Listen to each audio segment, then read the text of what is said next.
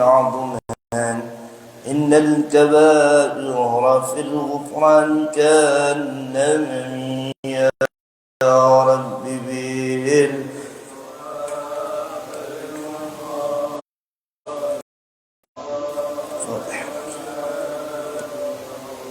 الفاتحة.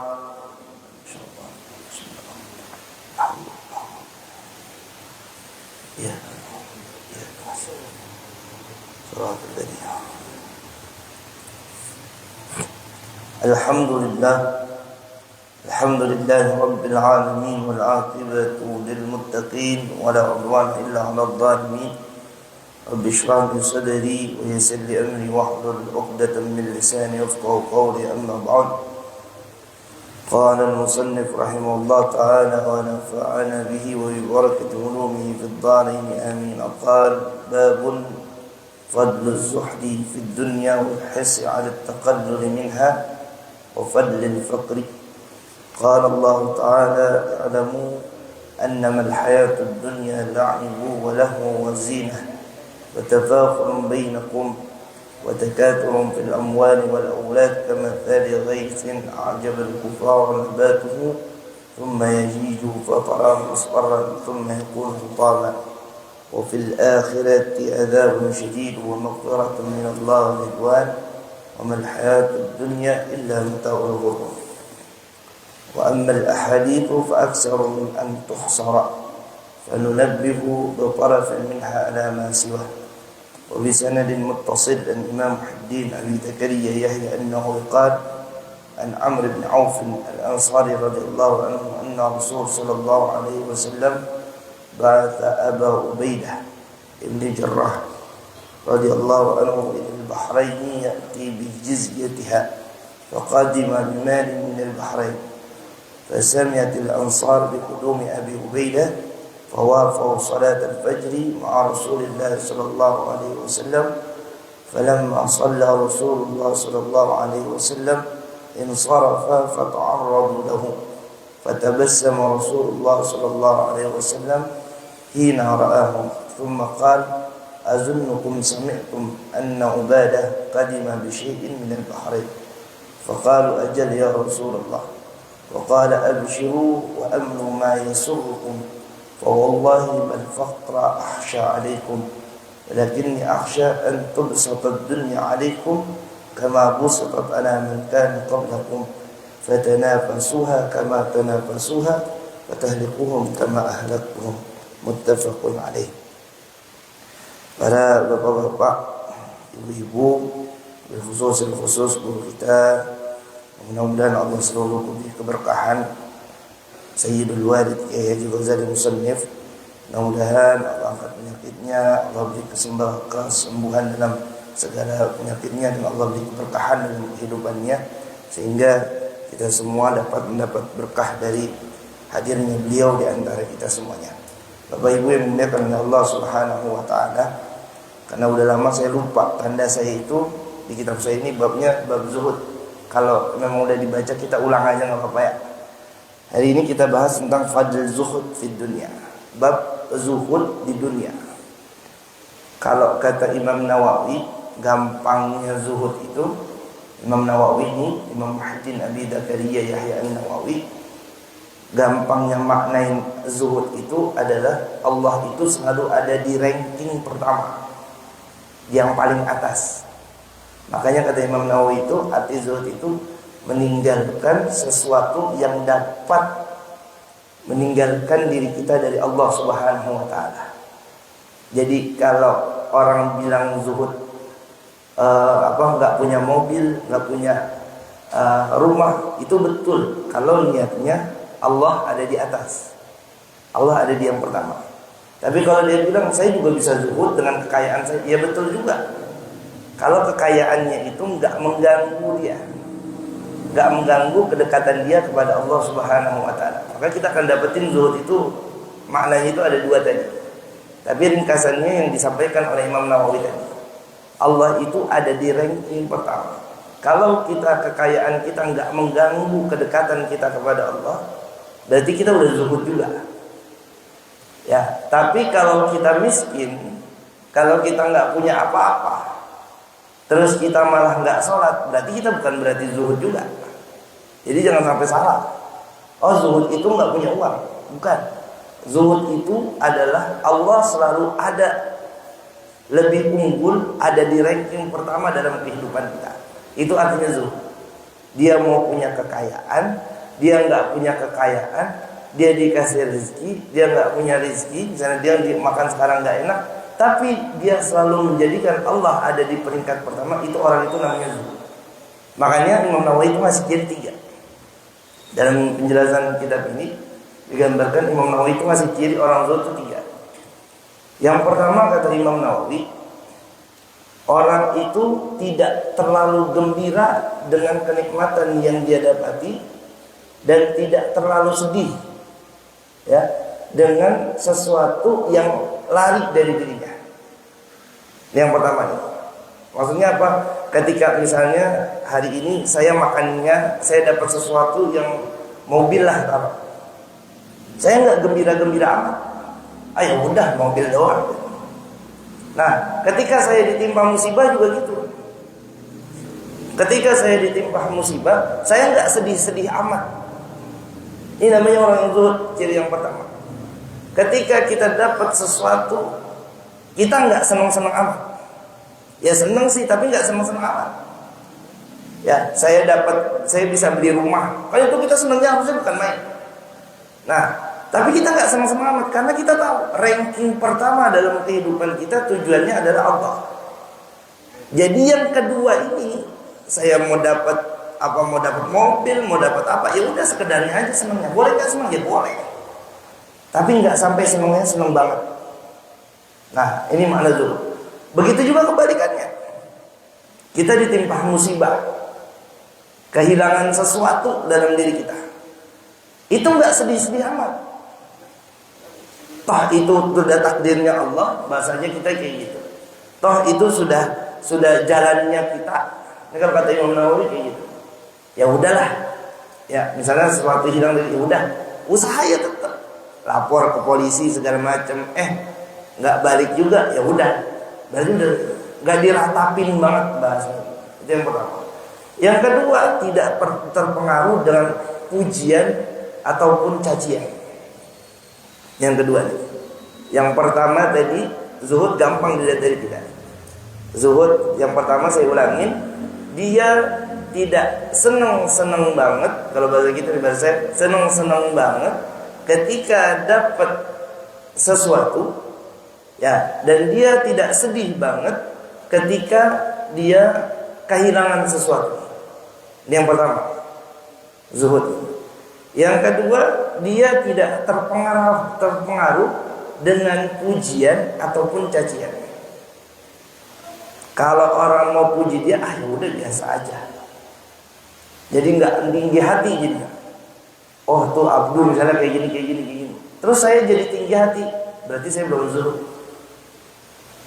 Ya, atau ketika saya dicaci, atau seseorang dicaci, ketika dia dicaci, wah besok gue cari orangnya, dia nggak tahu aja, marah-marah dia. Ini belum, berarti dia belum zuhud. Ketika dia dicaci, ya udah dia terima. Oh mungkin ya gue punya kesalahan, mungkin gue punya kekurangan. Ini kata Imam Nawawi ini. Baru yang ketiga, yang terakhir, hasil dari dua ini, orangnya itu jadi gembira dalam kehidupannya. Dia nggak merasa sedih, nggak merasa sulit. Ya cirinya ini, ciri 3 ini. Karena dia pertama tidak sedih-sedih banget ketika tinggalkan sesuatu, karena dia tidak senang-senang banget ketika mendapatkan sesuatu, dia nggak mikirin pujian atau cacian orang, karena yang dipikirin ranking pertamanya Allah. Maka hidupnya akan jauh lebih gembira orang tersebut. Udah bodo amat udah. Kiai mau puji gue ya udahlah, giliran gue diomelin sama kiai misalnya, ya gue terima orang kesalahan gue misalnya. Nah ini namanya zuhud. Ranking pertamanya tetap Allah. Makanya ini udah gak pernah, tapi hidupnya udah bahagia aja. Ya, Mana kata Imam Junaid Imam Junaid itu kan kalau tasawuf dari Imam Syafi'i itu pandangannya dua, pegangannya dua, Imam Syafi'i sama Imam Junaid Al-Baghdadi. Kata Imam Junaid Al-Baghdadi, hati-hati orang yang misalnya sufi atau tasawuf kemudian dia cuman ibadah doang, nggak ada kerjanya nih dalam sholat, yang jadi andalan dia cuman minta-minta, itu tidak baik. Kata Imam Junaid Al-Baghdadi. Jadi kalau Imam tasawuf kita itu ada dua. Kalau Imam fikih kan 4. Mazhab kita Imam tasawuf itu 2. Imam Ghazali sama Imam Junaid Al-Baghdadi. Jadi jangan dikira orang misalnya di masjid doang tuh. Tapi kalau ta'alluq diri dia masih bergantungan, tenang aja gue makan tapi gue ada yang ngasih. Ya. Terus dia minta sama orang makan dia nggak kerja segala macam. Nah, itu kata Imam Junaid Al-Baghdadi, hati-hati. Bisa jadi dia bukan termasuk dari kalangan sufi tasawuf ini. Kenapa? Karena dia masih ada ketergantungan sama orang lain. Nah, ini yang paling penting. Makanya saya cari makna yang paling gampang. Ternyata Imam Nawawi itu menggantikannya lebih gampang, lebih mudah kita berkenalan. Kan selama ini pikiran kita kalau zuhud ya udah tinggalin semuanya misalnya. Ya, kalau zuhud ya udah gue meninggalkan ini itu enggak, ternyata enggak gitu. Gampangnya adalah meninggalkan sesuatu yang dapat menjauhkan diri kita dari Allah. Itu zuhud namanya. Ya, kalau dia merasa mobilnya ini menjauhkan dirinya dari Allah, ya berarti dia belum zuhud. Ya, berarti kalau dia harus tinggalkan, ya bisa jadi yang orang-orang yang meninggalkan hartanya untuk mendekatkan dirinya kepada Allah, bisa jadi zuhud kalau tujuannya Allah. Tapi ada orang-orang kaya yang justru hartanya itu jadi perantara dia dekat dengan Allah. Sayyidina Utsman, Sayyidina Abdurrahman bin Auf. Di kalangan tabi'in ada Imam Malik. Ya, itu orang-orang kaya semua. Imam Malik kan digambarkan kalau dia ngajar nggak ada pakaian yang jelek. Ngajar hadis terutama. Ngajar hadis dia wudhu dulu, pakai baju yang paling bagus.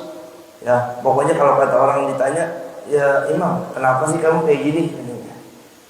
Ditanya tuh Imam Malik tuh, saking kayaknya Imam Malik tuh. Bahkan kalau orang ngaji yang nyediain makanan tuh Imam Malik. Ya Malik, saya dapat cerita itu kalau orang ulama-ulama dulu gitu. Ya, ulama dulu guru saya kalau Kiai Salam cerita itu, Kiai Idris Kamali kan guru dia tuh.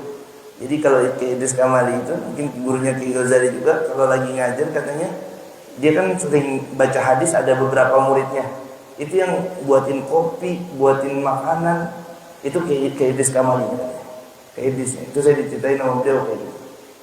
Nah, ternyata lama-lama kita bukan dulu kayak tapi ya itu dari pengertiannya ternyata. Oh, berarti dia nggak zuhud dong, salah kita. Mereka itu mengartikan zuhud kayak tadi. Sekaya apapun dia, tapi kekayaan ini nggak mengganggu diri dia kepada Allah. Karena ranking pertamanya tetap Allah. Ya, ranking pertamanya adalah Allah Subhanahu wa Ta'ala.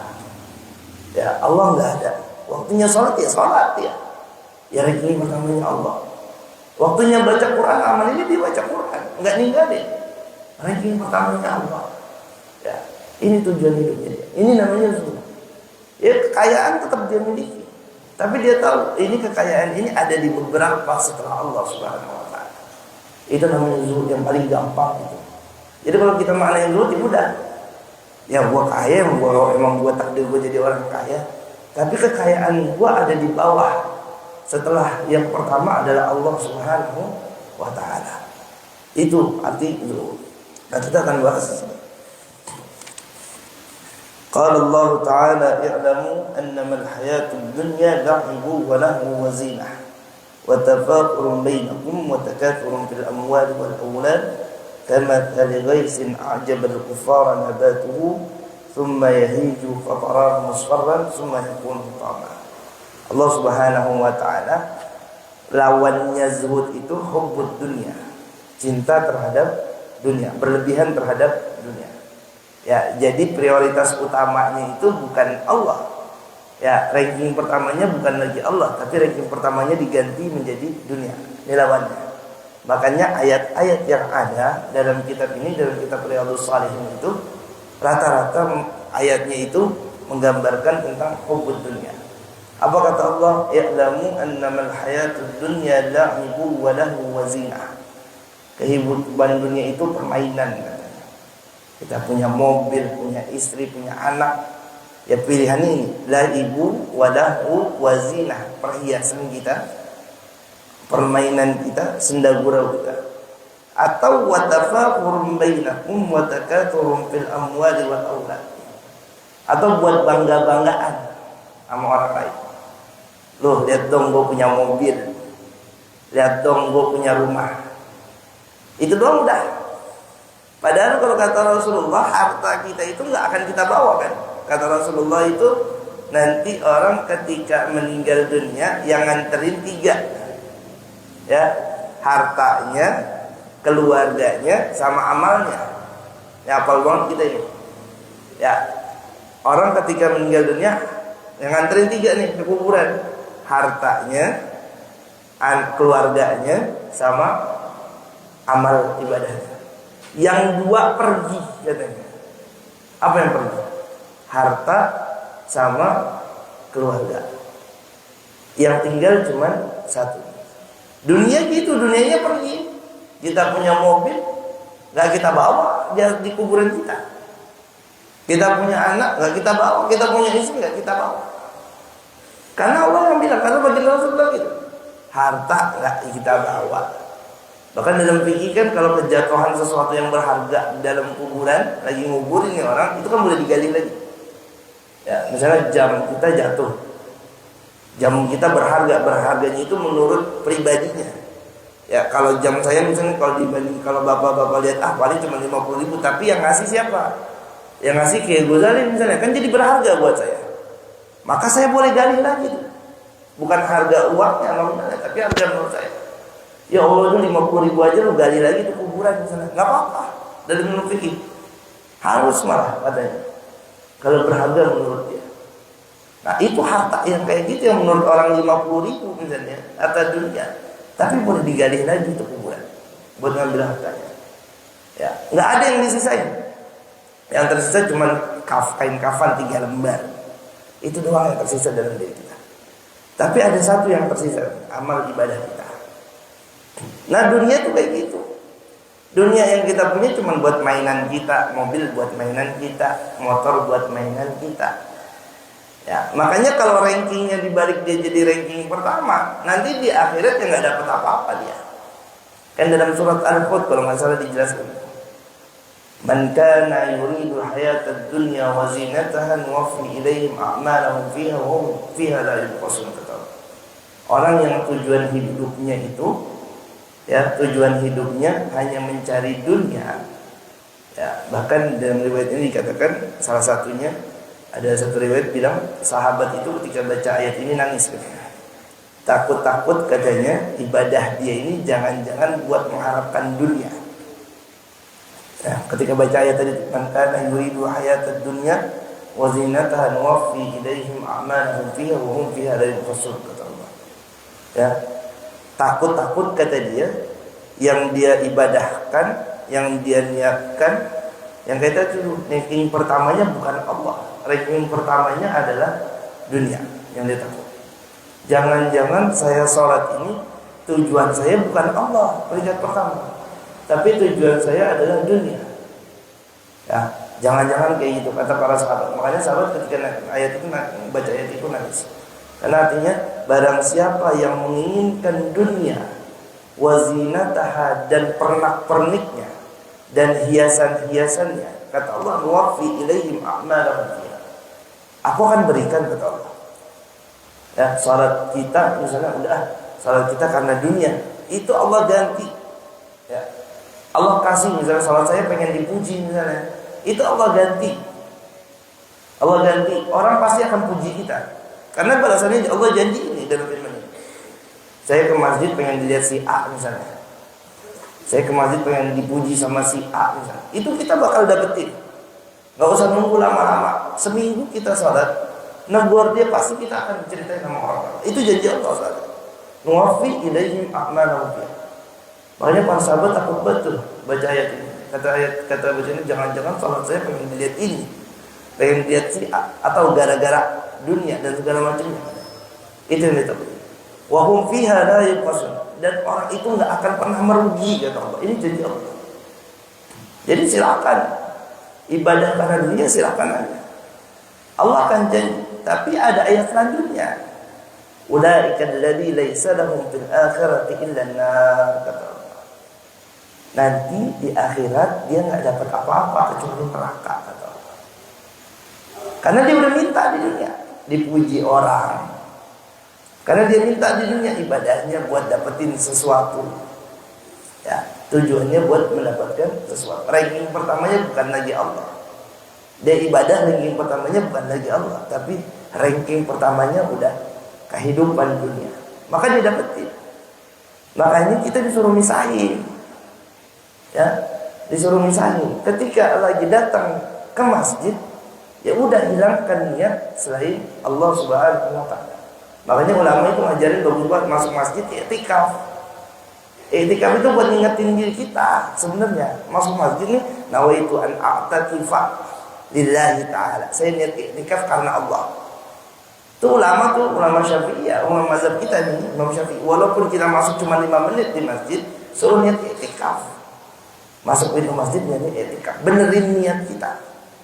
Bahasanya kayak gitu. Bahasanya sih i'tikaf. Ibadah, tapi itu buat benerin niat kita. Jadi masuk masjid, nawaitu an a'takifa lillahi ta'ala. Saya niat i'tikaf karena Allah Subhanahu wa taala. Masuk masjid tuh. Ya, disuruh tuh. Para ulama tuh nganjur itu. Walaupun cuma 5 menit kita masuk masjid. Cuma mau sholat sunnah sebentar. Tapi niatnya disuruh niatin. Niat i'tikaf. Kenapa? Buat balikin niat kita bahwa tujuan kita ke masjid ini adalah ibadah karena Allah Subhanahu wa ta'ala. Nah, pasti yakin saya udah diajarin sama Bang Hafiz, sama Bang Fawas, Hafiz, sama Kiai Buzari, udah diajarin masuk masjid i'tikaf. Doa, i'tikaf doa. Itu buat ngingetin niat kita.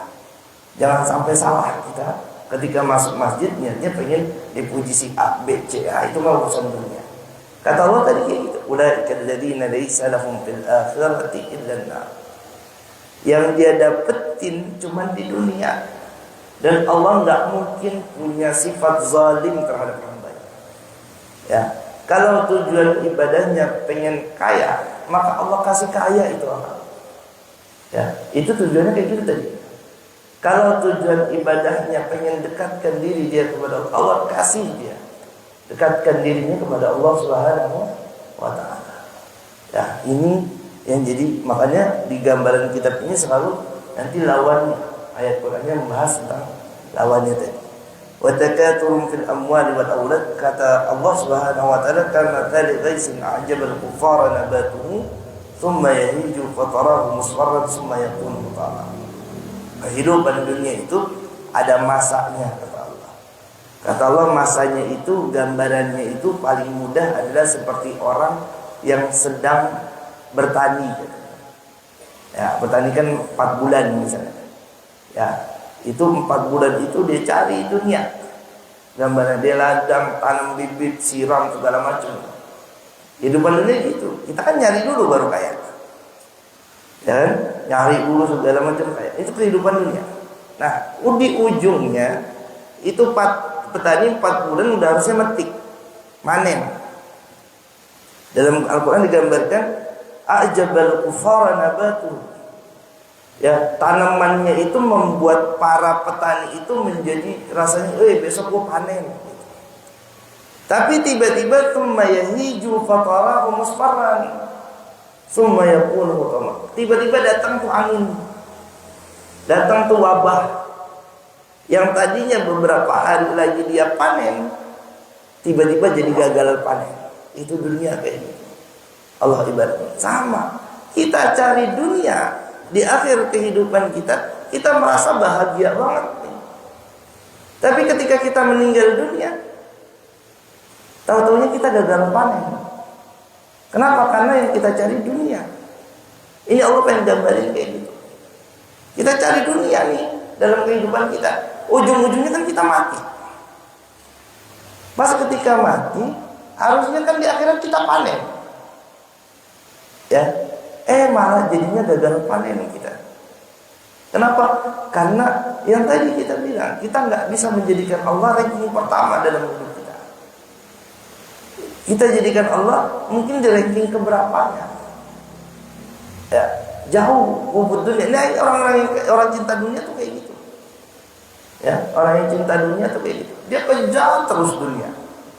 Dia nggak sholat, nggak ibadah segala. Yang penting gue mah di dunia ini kaya katanya. Ya kayak orang petani tadi. Harusnya ketika seseorang meninggal dunia, ya, kehidupan setelahnya adalah kebahagiaan buat orang tersebut. Kan pikiran kita kayak gitu. Dia mah tenang, ninggalin anaknya banyak harta, ya, banyak banyak warisannya.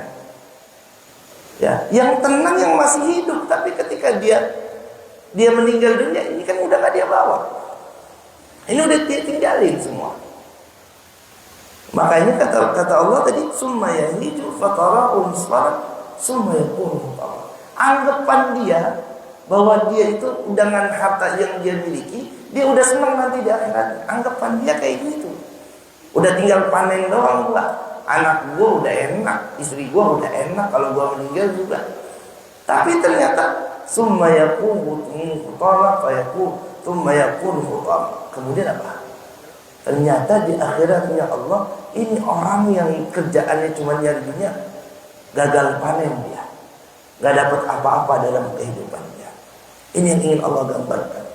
Ya, makanya sekali lagi, kenapa penting kita belajar tentang zuhud? Kita harus selalu jadikan Allah ranking pertama dalam kehidupan kita. Waktunya sholat, sholat. Waktunya ibadah, ibadah. Ya kan kalau ngurusin kerjaan mah gak ada habisnya.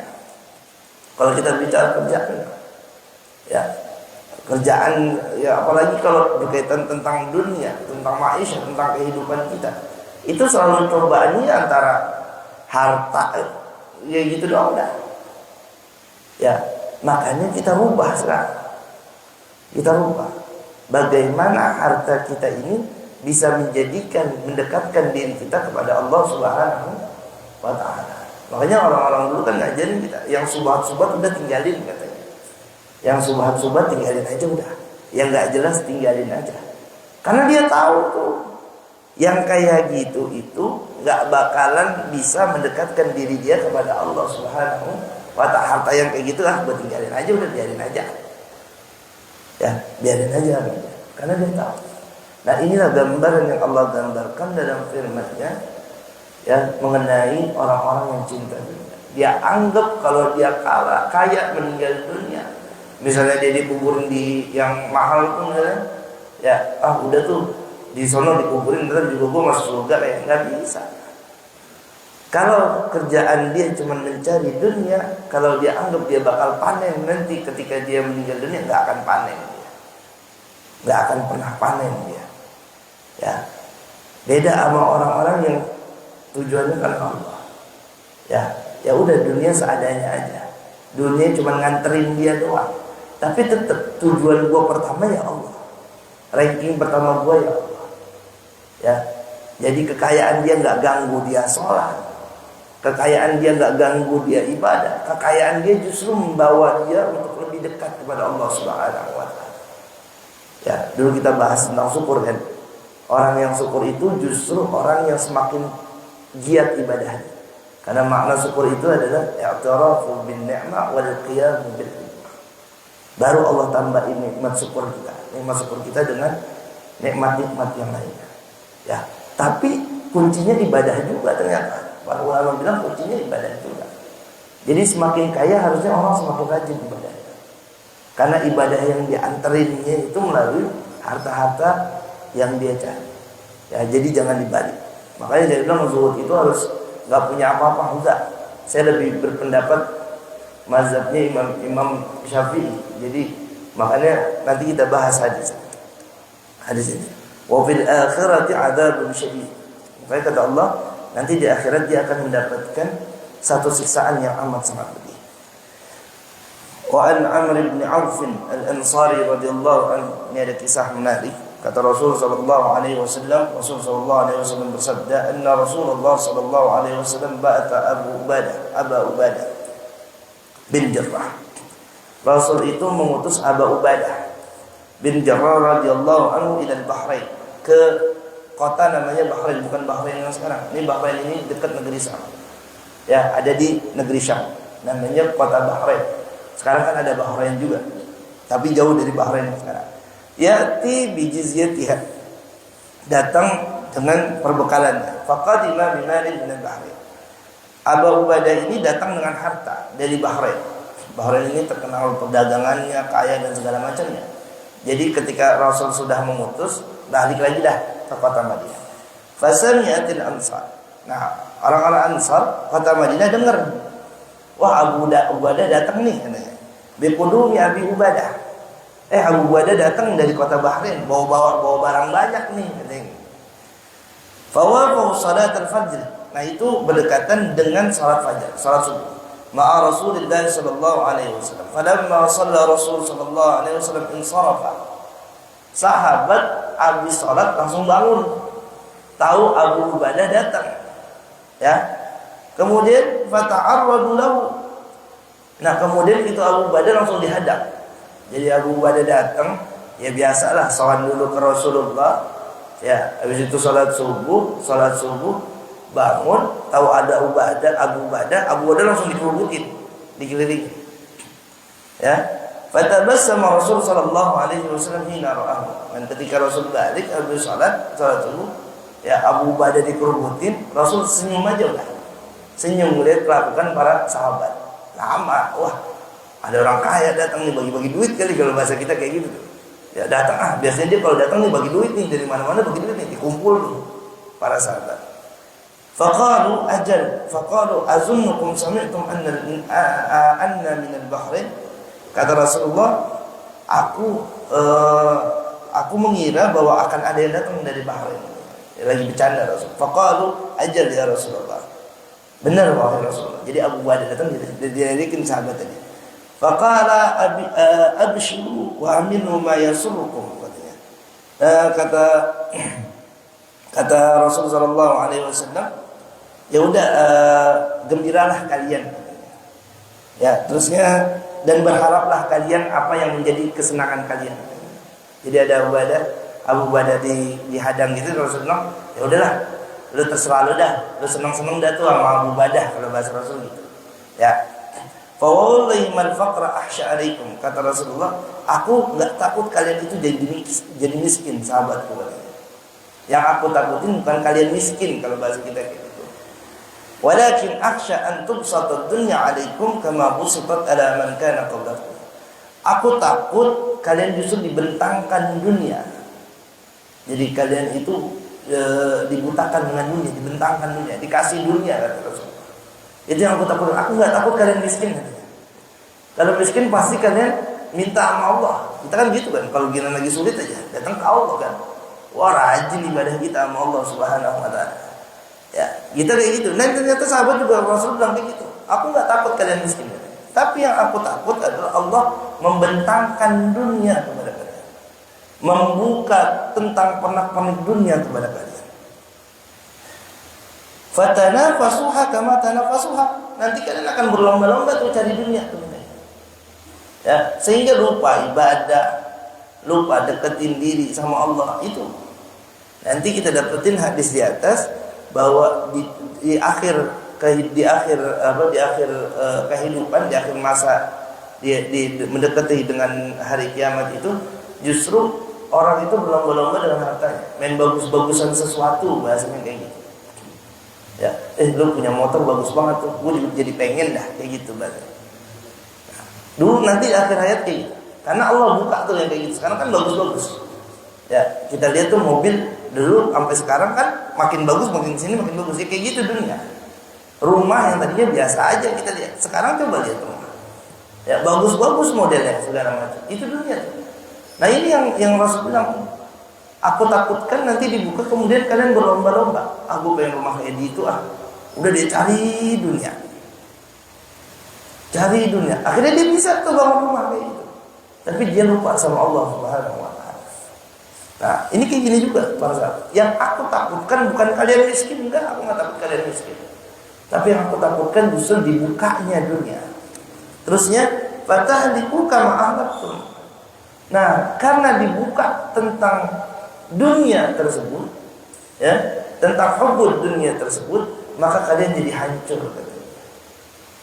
Kama akhlaqtum, sebagaimana hancurnya umat-umat terdahulu. Karena dunianya seperti ini. Ini yang harus kita perhatikan. Jadi kalau bahasa tadi Imam Nawawi ini yang harus kita pegang. Setiap gampangnya gitu, makanya saya nyari-nyari pengertiannya gampang, ini yang paling gampang kayaknya, yang paling bisa masuk ke kita tentang zuhud. Ya, yang tadi itu di awal di mukadimah saya bilang, zuhud itu udah paling gampangnya Allah selalu ada di ranking pertama dalam kehidupan kita. Jadi mau kita kaya sekalipun, kita tahu tujuan prioritas kita adalah Allah. Ya, atau kita nggak punya apapun, tujuan kita adalah tetap Allah Subhanahu wa taala. Makanya ingat tadi tuh, cirinya 3. Cirinya yang pertama tadi, kata Imam Nawawi, dia nggak senang-senang amat ketika mendapatkan sesuatu, dan tidak sedih-sedih amat ketika kehilangan sesuatu. Yang pertama. Yang kedua, dia tidak bahasanya tadi, tidak mengharap pujian kalau bahasa kita, kalau bahasa saya, masa bodoh dengan pujian dan cacian. Orang mau ngomong apa kek, orang mau bilang lu sholat pengen dilihat kayak Ghazali kek, bodoh amat, yang penting gue sholat datang ke masjid. Lu sholat di Nurul Yakin, misalnya lama banget di situ, kayaknya gaya-gaya banget, lu sholat di situ bodoh amat. Gitu bahasa kita. Lu ngaji tiap subuh rajin banget di situ, nggak jadi apa-apa juga gitu, nggak jadi urusan, nggak jadi, bodoh amat bahasa kita. Yang penting gua ngaji. Ya, atau kita dihina, ya udah biarin aja. Oh mungkin emang gua salah. Ya lu menghina gua udah. Kalau dia sudah bisa 2 sifat ini, tambahin 1 lagi, maka hidupnya akan bahagia. Ini ciri orang itu.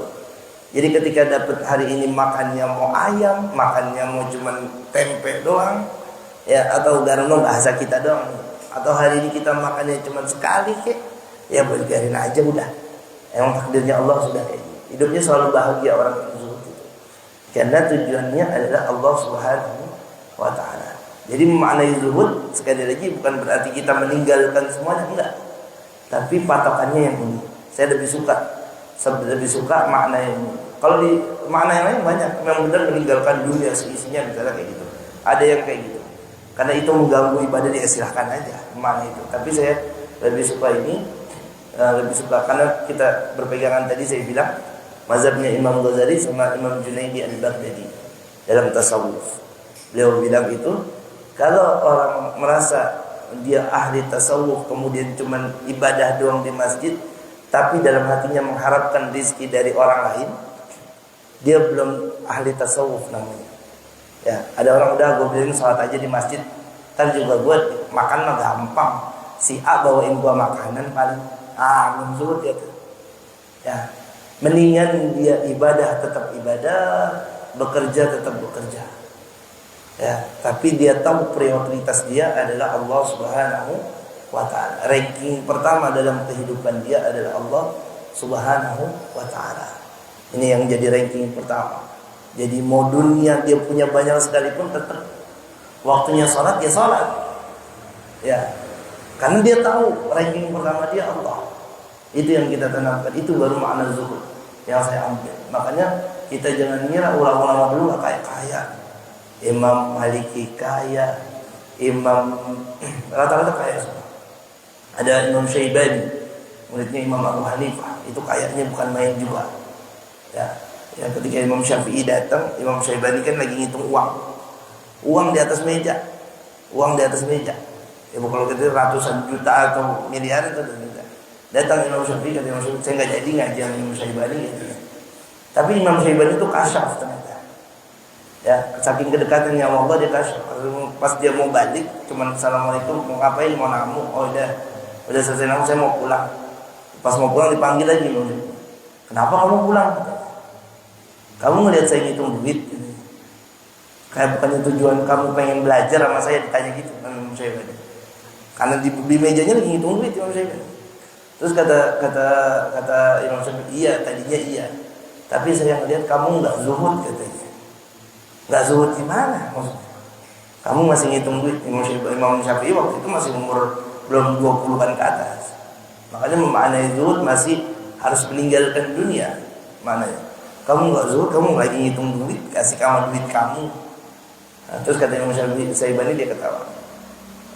Kalau kata Imam Syaibani, kalau duit ini dikasih kepada orang yang soleh, itu kira-kira jatuhnya kemana? Ya, kalau duit bapak punya duit banyak, dikasih sama Allah, kira-kira bapak kasih mana? Gue mau sedekahin ke masjid, ya kan? Gue mau kasih orang miskin gue mau naktir makan anak-anak gue biar makan enak. Nah, karena yang megang adalah orang soleh. Tapi kalau orang nggak soleh, kira-kira rezeki dikasih ke orang yang nggak soleh, preman. Ya, itu diajak teman-temannya, Pak. Ya udah, besok kita minum-minuman, besok kita ke klub malam, ya kan? Rezekinya jadinya uangnya Allah disalurkan di sesuatu yang tidak. Makanya katanya Imam Syafi'i berubah langsung pendapatnya. Oh iya, ya, dan inilah yang diikuti oleh Imam Nawawi. Ternyata benar. Kalau yang penting rezeki yang kita miliki tidak mengganggu prioritas kita kepada Allah Subhanahu wa taala. Ranking pertama kita tetap Allah. Yang kedua, yang ketiga silahkan cari dunia. Tapi dunia ini cuma buat perantara. Jangan jadikan dia yang pertama. Jangan jadikan dia di atasnya Allah. Jadi ketika waktunya sholat, ya sholat. Waktunya sholat, biasa datang ke masjid, jamaah ya jamaah. Nggak ditinggalkan sama dia. Ya, makanya yang kedua tadi, mau dipuji, mau dicaci, bodoh amat. Ya, udah bukan urusan saya. Urusan saya, prioritas saya adalah Allah. Makanya dia jalan terus ke masjid udah. Jalan terus ibadah sama Allah. Ya, itu namanya zuhud, Bang. Datang ke sini bawa Mercy misalnya, tapi tiap hari tuh bawa Mercy-nya dia.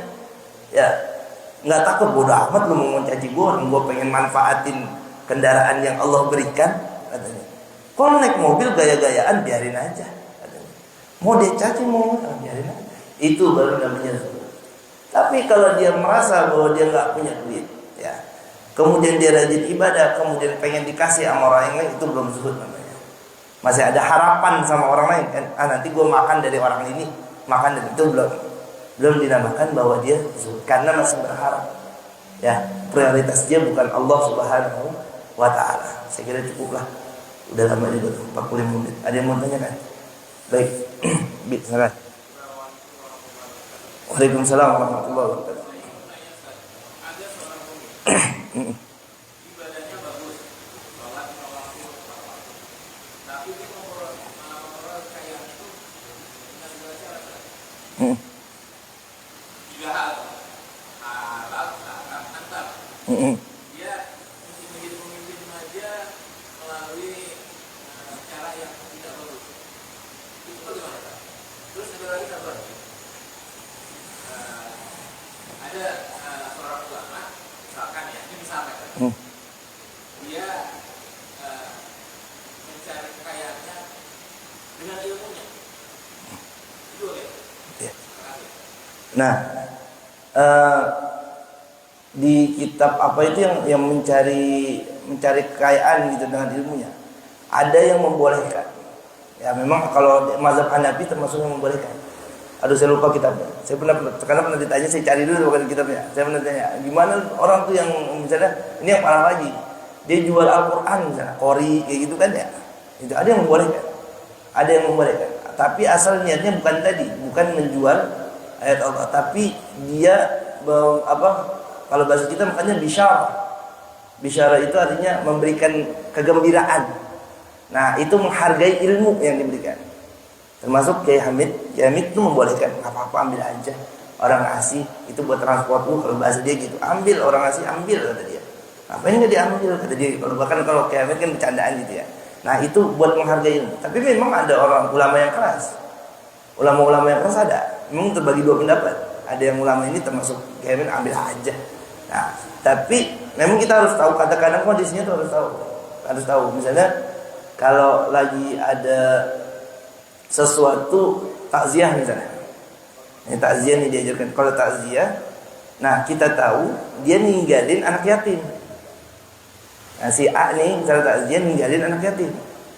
Nah takutnya nih para ulama takutnya adalah ketika saya lah misalnya diundang, terus saya dapat amplop. Nah, padahal amplop ini hartanya anak yatim. Kan ada tuh dalam firman Allah kan. Nah, gini caranya gimana katanya? Caranya ketika takziah, ya biasanya dikasihnya berapa nih? Lu kasih juga kayak gitu. Ada ulamanya kayak gitu, yang uang takziahnya tuh kan dia datang takziah, kasih antar gua kalau diundang biasanya gua dikasih segini. Kasih juga lah segitu. Ya, yang ditakutkan para ulama di sini katanya, takut memakan harta anak yatim tersebut. Jadi ada para ulama yang bilang kayak gitu. Jadi ada dua macam, ada yang membolehkan memang, tapi ada yang tidak. Tapi membolehkan bukan berarti dia jualan ilmunya, bukan. Tapi itu adalah bisyarah. Bisyarah itu menggembirakan ulama-ulama yang memang punya ilmu. Tapi memang kalau di luar negeri malah biasanya yang ngasih bukan dari masjid. Jadi orang-orang nih kalau lagi ngaji, ya kayak kita mungkin di Jawa Timur masih ada tuh yang kayak gitu. Jadi yang ngamplopin muridnya biasanya kayak gitu. Kayak gue dari ngaji ngamplopin muridnya. Karena itu merasa dia dapat ilmu bisyarah, membuat kegembiraan. Itu yang pertama. Yang kedua, yang tadi, gimana orang cari dengan sesuatu yang tidak halal misalnya. Ya, mimpin rajin soalnya tapi tidak halal. Ya, kayak kan pertanyaannya kan orang haji pakai dana misalnya dana korupsi. Ya. Kalau bahasa fikih ibadahnya sah tapi tidak mendapatkan pahala. Kayak orang sholat pakai baju yang bukan bajunya dia. Ya, sholatnya sah. Tapi kalau dia sholat pakai fasilitas dana yang haram. Kalau bahasa fikih, karena bahasa fikih kan bahasa lahiriah yang terlihat. Sholat orang itu menurut kita sah, tapi secara pahala enggak. Kayak orang haji pakai dana korupsi. Hajinya sah, tapi dapat pahala enggak? Enggak, karena pakai sesuatu yang haram. Sholatnya dia sah. Secara ibadah fikih, ya karena penuhin rukunnya. Rukun sholat ada 17 misalnya. Dia laksanakan semuanya, ya dia sah. Tapi dia nggak mendapatkan pahala dari ibadah sholatnya dia. Kenapa? Karena fasilitas yang dipakai adalah fasilitas sesuatu yang diharamkan oleh Allah Subhanahu Wa Taala. Secara ibadah sah. Secara fikih dia harus ngulang sholat, nggak perlu ngulang sholat. Tapi selagi orang tersebut masih bergelut dengan sesuatu yang haram, kita. Makanya kita disuruh cari yang halal kan. Kalau kita makan sesuatu yang haram, ibadah kita nggak diterima kan. Bukan berarti ibadahnya nggak sah, tapi pahala dalam ibadah kita yang tidak diterima. Sama kayak gitu juga orang yang kayak gitu. Dia rajin ibadah tapi tetap melaksanakan sesuatu yang diharamkan. Secara ibadah dia sah, secara fikih dia sah. Tapi secara pahala dia nggak dapat apa-apa. Ya, kayak orang yang haram tadi kita sholat pakai baju yang haram, pakai baju gosok. Wah itu ada kain siapa tuh? Misalnya nggak kita izin kita pakai. Dalam ilmu fikih kan dijelaskan itu tetap sah.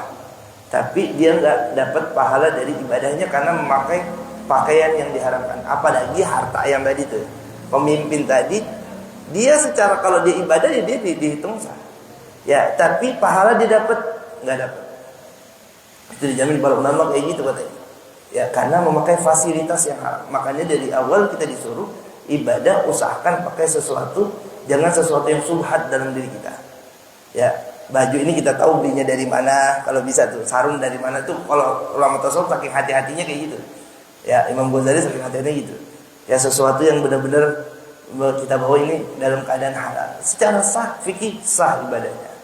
Tapi secara dapat pahala atau tidak bisa dijamin dia tidak dapat pahala karena dia melakukan sesuatu yang diharamkan oleh Allah Subhanahu Wa Taala. Ya biarin dia sholat, nanti mungkin dapat hidayah dari Allah.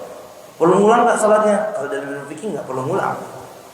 Ya, cuman ya itu aja, sia-sia aja ibadahnya dia. Ya, dibandingkan dia tidak sholat. Kalau gitu mending gua nggak usah sholat. Akhirnya kan kayak gitu kan. Tapi kalau kita bilang secara fikih malah dia masa tetap sah dia.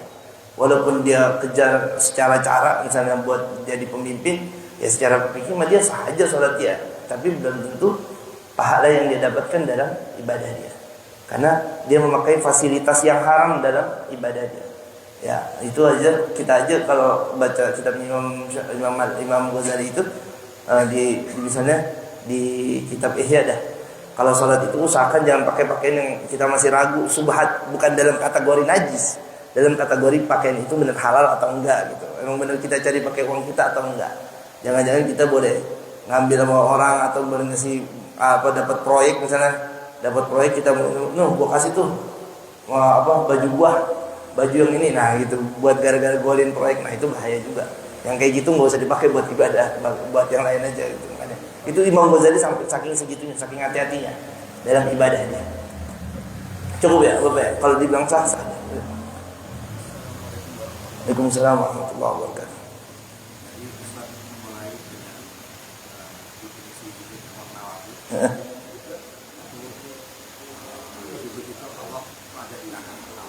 Ya, ada di peringkat pertama ranking.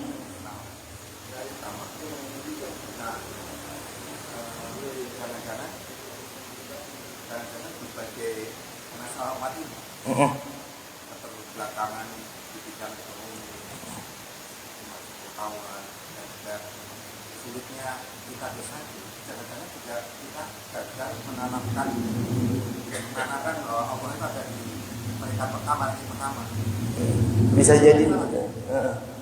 Supaya sadar dalam kita menanamkan Allah di ranking pertama.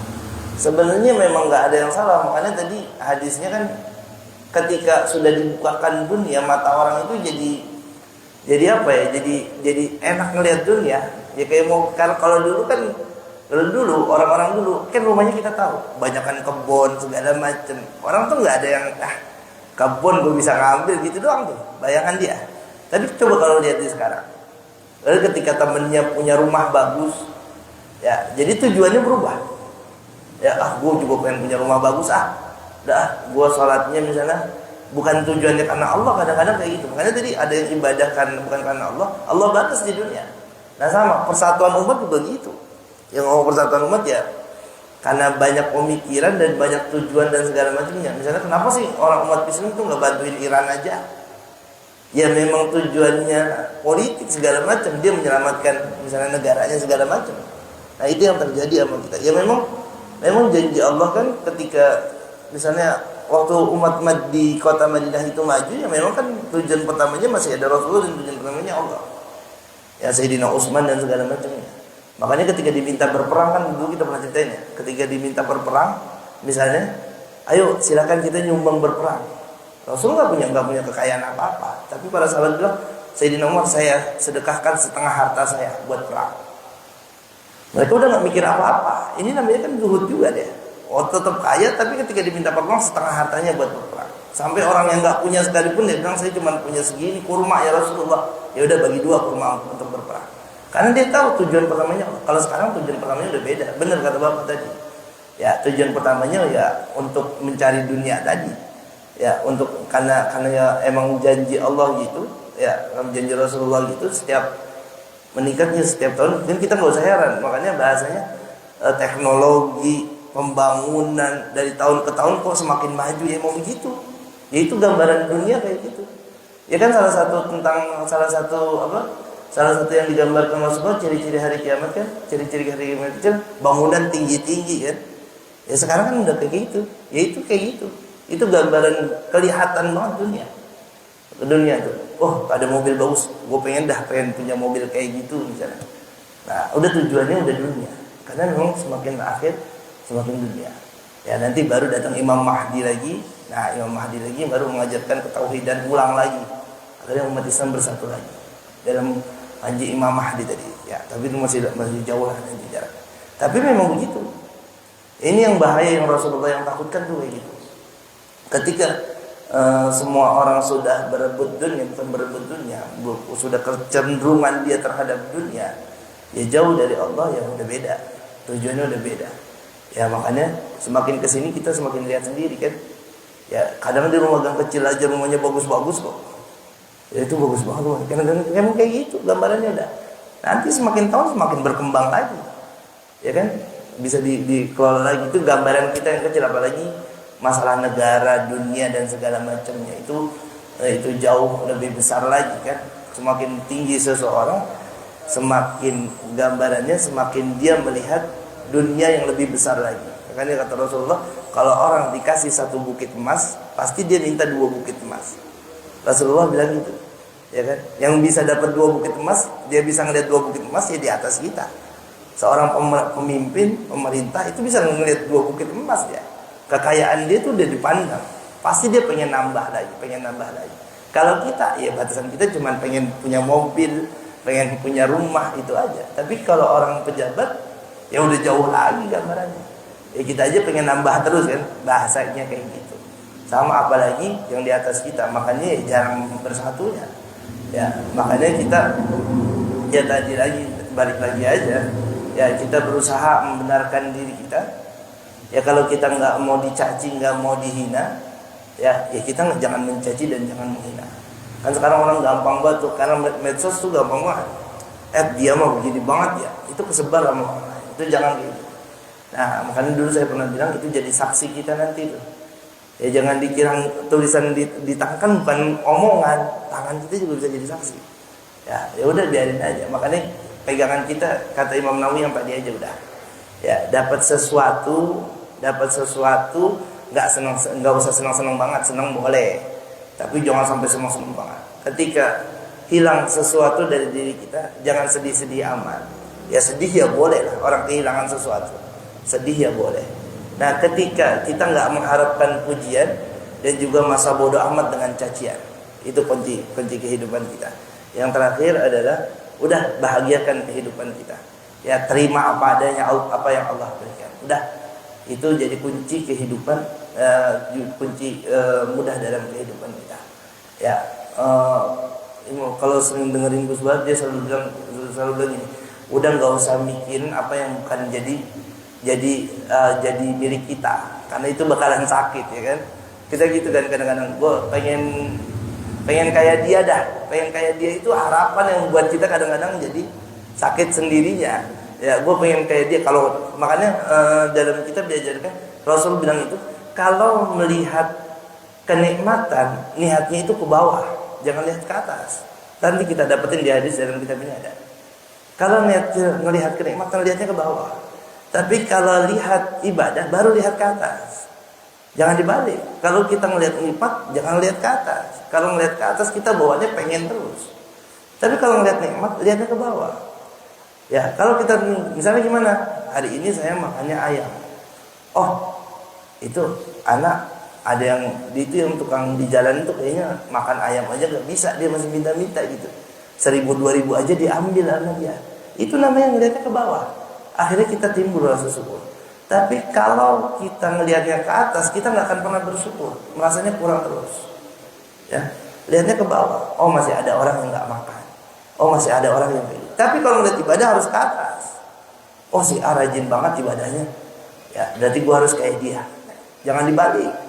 Jangan lihat nikmat malah ke atas. Jadi kita pengen terus ngelihat ibadah. Dia aja nggak pernah itu kelihatan di masjid. Gue mau nyantai aja sholat gue. Jangan kayak gitu. Ya kalau lihat ibadah ke atas. Tapi kalau ngelihat kenikmatan, niatnya ke bawah.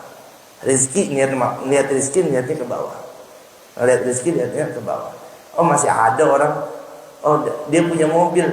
Ah apa-apa, gue masih ada orang yang pakai motor sama kayak gue. Gue punya motor, masih ada orang yang pakai sepeda. Ya, gue pakai sepeda, orang aja tuh ke masjidnya jalan. Nah gitu, lihatnya ke bawah. Jangan dibalik. Kalau melihat ke atas, kita nggak akan pernah cukup dengan dunia. Itu kuncinya. Ya, memandang dunia tuh kayak gitu.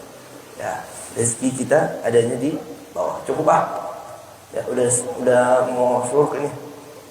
Ada Brazil sama Maroko. Pas banget ini. Baik. Ya, baik. Waalaikumsalam warahmatullahi wabarakatuh.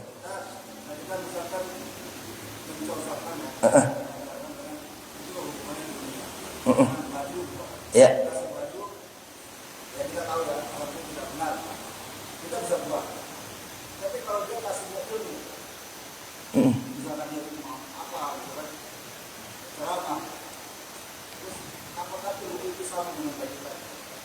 Jadi dibedakan gini. Ada seorang guru saya kalau saya bilang, ilmu itu memang harus disebarkan. Jadi gini, saya pernah dikasih tahu gini, kalau lu belum ngelakuin sesuatu, belum bisa melakukan sesuatu, jangan lu nggak ngajarin orang. Misalnya saya belum bisa tahajud, terus baca kitab saya nggak buka bab tahajud, orang kan bilang lu tahajud aja kagak, lu buka bab tahajud. Ini beda, babnya bab dakwah. Kalau bab dakwah siapapun bisa. Ya, bab ilmunya ini bab dakwah. Jadi kalaupun saya belum bisa melakukannya, saya tetap harus mengajarkannya karena saya tahu ilmunya. Ya, ini bab dakwah. Nah, ilmu itu kan bisa diambil dari siapapun. Ya, ilmu itu bisa diambil dari siapapun. Rasulullah pernah ngambil, kata Rasulullah ketika salaman sama orang yang kerja keras. Ya, kerja keras nih yang sering macul lah dulu kan. Kata Rasulullah, ini bau tangan ahli surga. Kan seakan-akan ngajarin kalau hidup tuh harus ada kerja kerasnya, nyari harta buat anak istri kita. Ngajarin kayak gitu. Ya, Rasulullah kerja macul enggak? Enggak. Ya. Tapi berarti kita enggak usah macul dong. Enggak kan? Tapi ada hadisnya. Bedakan antara bab dakwah, ya. Ini babnya bab dakwah. Jadi kalau Bapak Ibu tahu, Bapak-bapak tahu ilmunya, silakan diajarin walaupun bukan ustaz. Karena ada bab dakwah apalagi sama keluarganya. Ya, walaupun saya belum bisa ajari. Walaupun saya belum bisa melakukan, ini yang harus dibedakan. Ya kayak tadi orang tadi ngajarin saya ini, tapi orangnya nggak gini. Nah ini babnya bab dakwah, silakan diambil. Karena memang benar ada hadisnya dari Rasulullah. Jadi jangan sampai ilmu itu jadi hilang karena gara-gara ustadznya belum bisa melakukannya. Enggak. Ya saya belum bisa ngajarin sholat tahajud, belum bisa tahajud. Terus saya nggak ngajarin, nggak ada sholat sunnah tahajud, kan jadinya nanti ilmunya hilang. Nggak gitu. Ini babnya beda. Ini babnya bab dakwah. Jadi kata dulu gitu. Duh, kalau mau ajarin orang, walaupun lu belum bisa, ajarin aja udah. Niatinnya niat bab dakwah. Ya, bab dakwah. Tapi bagusnya memang antakulu ma la taf'alun. Jadi yang kita ajarkan, yang kita lakukan. Itu yang paling bagus. Ya, yang paling bagus itu. Ya, yang saya ngajarin sholat jamaah, ya saya harus jamaah. Ya, kayak gitu. Tapi kalaupun dia enggak itu namanya kita ngambil kata kuncinya itu babnya bab dakwah. Kalau bab dakwah ilmu harus disebarkan, nggak boleh disimpan. Ya, seperti itu. Beda sama baju tadi misalnya. Kalau baju tadi kita tahu nih, wah, dia ngambil dari uang ini nih. Ya udah pakai, jangan pakai buat sholat. Kalau pakai buat kesehariannya silakan dah. Tapi kalau pakai buat sholat dipinggirin dulu. Ya, gitu. Boleh nggak? Jangan dibuang juga, nggak apa-apa dipakai. Ya, tapi bukan buat hal-hal yang ibadah. Ya, kalau yang bawang subhat kita nggak tahu kan, siapa tahu itu benar-benar dari uang dia kan. Wah ini subhat nih buat saya. Ya udah gue pakai misalnya buat kerja, gue pakai buat keseharian, nggak apa-apa. Tapi kalau buat ibadah usahakan. Kalau Imam Ghazali, kalau kita kan masih susah kan, ini uang dari mana kita, kalau kita sebisanya kita aja. Ya. Salat sah, tetap sah. Salatnya tetap sah. Ya, kecuali dia fasik. Fasik beda ya. Kalau fasik dia tuh nggak sholat, tiba-tiba dia jadi imam. Tuh fasik tuh imam nggak boleh jadi orang yang fasik. Jadi orang yang fasik.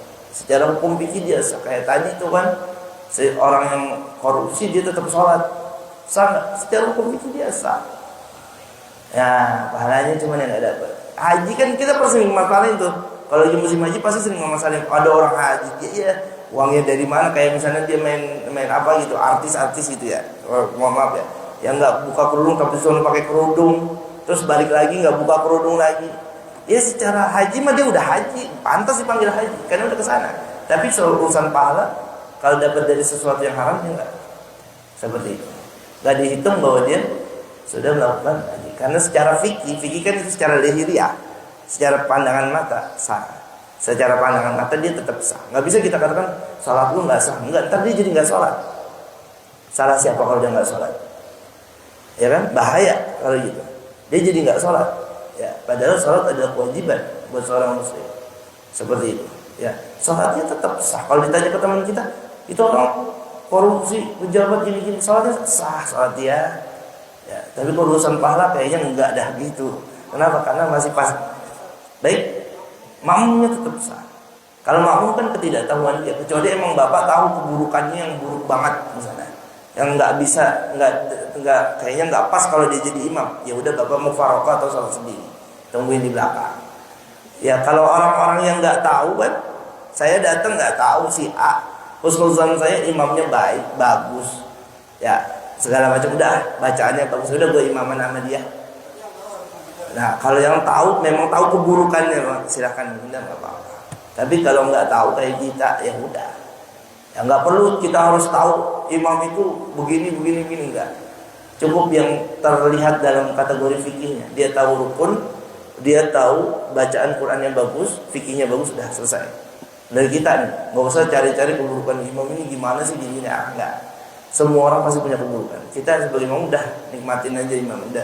Oh dia fikihnya bagus, bacaannya apalagi lebih bagus dari saya, udah ikutin. Tapi kalau orangnya tahu imam ini punya keburukan ini, misalnya nauzubillah ya, imamnya zina atau apa ada gitu ya, yang di orang itu tahu ya, boleh dia nggak ikut. Karena dalam kategori dia imamnya tidak pas jadi imam misalnya, itu lebih baik dia enggak. Kalau tahu dia buat imam yang baru. Tapi kalau kita yang nggak tahu, nggak usah cari-cari keburukan orang lain. Pasti kita akan nemuin keburukan orang. Pasti itu. Cari keburukan saya gampang banget, udah pasti udah nyari keburukan orang. Udah cukup datang, salat, ibadah, jadi makmum, doa, dah. Baca Quran, dah. Gak usah tahu ini imam dulu gimana ya, rumahnya di mana ya, istrinya berapa, nggak usah dicari. Nggak usah cari-cari yang kayak gitu. Ya dia tahu fikih, baca Quran yang bagus, fasahahnya bagus, udah. Itu yang kita ikutin sebagai imam. Nah kalau kita sholat di rest area, yang imamnya siapa aja, sembarangan aja kadang-kadang. Nah bahaya juga kalau gitu kan. Kalau kita tahu, udah, oh bacanya bagus, udah cukup buat kita. Ya jangan gitu bacanya di orang kan. Ya cukup ya. Allahu a'lam bishawab. Al-Fatihah. A'udzubillahi minasyaitonir rajim. Bismillahirrahmanirrahim. Alhamdulillah. Ya kana wa ya kana nasta'in. Shiratal ladzina an'amta 'alaihim. Safran azim. Alhamdulillah rabbana ma'bud. Allahumma shalli ala sayyidina Muhammad wa ala ali sayyidina Muhammad. Allahumma anfa'na bima 'allamtana wa 'allimna ma yanfa'una bi rahmatika ya arhamar rahimin. Allahumma innaka ta'lamu ma nahnu fihi wa ma nadri fi amrina fayassir lana ma nahnu fihi. هذا ما نطلب من حوائجنا حوائج الدنيا والآخرة وقرب علينا المسافات وسلمنا من العلل والآفات. ربنا اغفر لنا ولوالدينا وارحمهم كما ربنا صغيرا آتنا في الدنيا حسنة وفي الآخرة حسنة وقنا عذاب النار. صلى الله على سيدنا محمد وعلى آله وصحبه وسلم. سبحان ربك رب العزة عما يصفون وسلام على المرسلين والحمد لله رب العالمين. لا كفارة المجلس. سبحانك اللهم وبحمدك أشهد أن لا إله إلا أنت أستغفرك وأتوب إليك. ثم السلام عليكم ورحمة الله وبركاته.